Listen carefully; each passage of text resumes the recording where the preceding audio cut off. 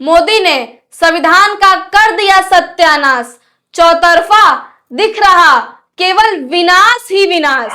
धर्म को संविधान के ऊपर रखकर लोकतंत्र की गरिमा के साथ खिलवाड़ करते रहे शंकराचार्य पीठ ये नहीं चाहती कि सनातन धर्म का नेतृत्व उनके अलावा कोई और करे। नमस्कार दोस्तों, मैं हूं अंशिका मौर्य और आप देख रहे हैं अचूक संघर्ष। मोदी ने संविधान का कर दिया सत्यानाश, चौतरफा दिख रहा केवल विनाश ही विनाश। आज देश बहुत ही संक्रमण काल के दौर से गुजर रहा है। व्यक्ति, नेता, नैतिकता, धर्म, संविधान का सेकुलर समाजवादी चरित्र, मनुस्मृति, सरकार और देश की सभी संस्थाओं का परीक्षण काल चल रहा है।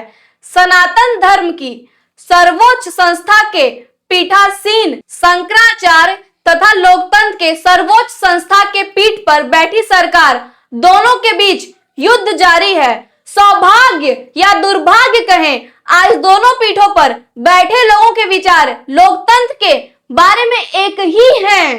कल तक इन दोनों संस्थाओं पर बैठे हुए लोग एक दूसरे के पूरक होकर भारतीय संविधान के नकाब में रहकर उस संविधान की धज्जियां उड़ाते रहे।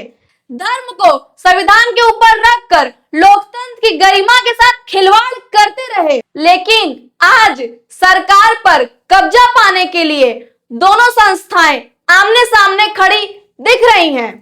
एक मनुस्मृति के आड़ में बैठकर तथा दूसरा संविधान और सत्ता की आड़ में बैठकर एक दूसरे पर वार कर रहे हैं। दोनों ही संविधान को नहीं मानते हैं और दोनों ही सनातन की बात करते हैं। लड़ाई केवल सत्ता पर किसकी पकड़ कितनी ज्यादा होगी इसी बात की है। शंकराचार्य पीठ ये नहीं चाहती कि सनातन धर्म का नेतृत्व उनके अलावा कोई और करे। इन दोनों की लड़ाई का स्तर निचले से निचले स्तर पर आ चुका है। एक का नेता कल तक विश्वगुरु बनकर पूरी दुनिया में 8,500 करोड़ की हवाई जहाज से घूमता था, आज एप्स्टीन की फाइल में जगह बनाया हुआ है, जहां छोटे छोटे बच्चियों के साथ बलात्कार ही नहीं उनका मांस खाया जा रहा था और एप्स्टीन की सलाह पर इजराइल में डांस कर रहा था।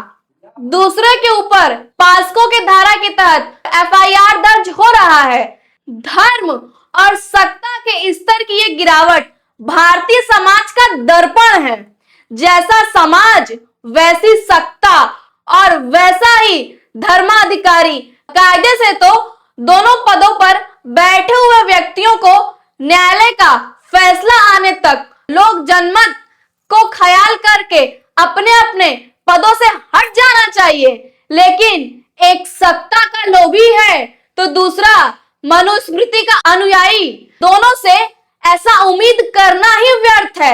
आगे आगे देखते रहिए, देश, समाज, लोकतंत्र, धर्म और संविधान का क्या हश्र होना बाकी है।